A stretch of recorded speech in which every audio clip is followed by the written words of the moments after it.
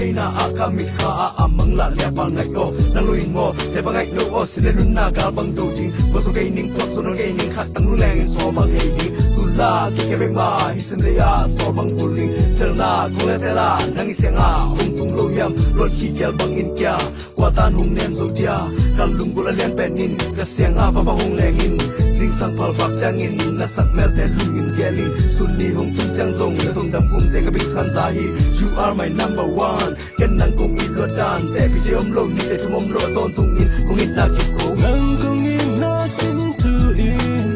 in na la pan yan pen hi le pi te a dang om ke kan na na hi tu le khao zong hong in ni wa zu ni sa hong in ni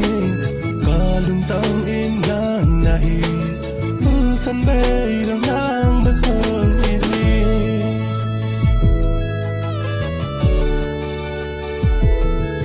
number one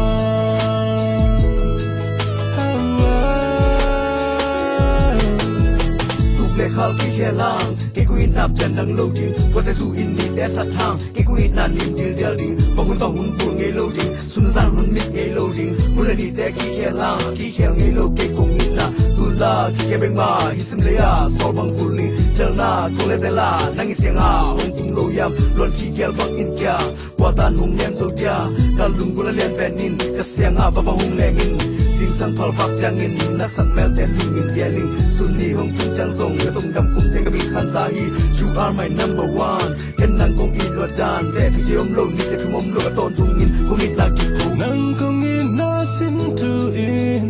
in na la pan lian pen hi te pi te a dang om ke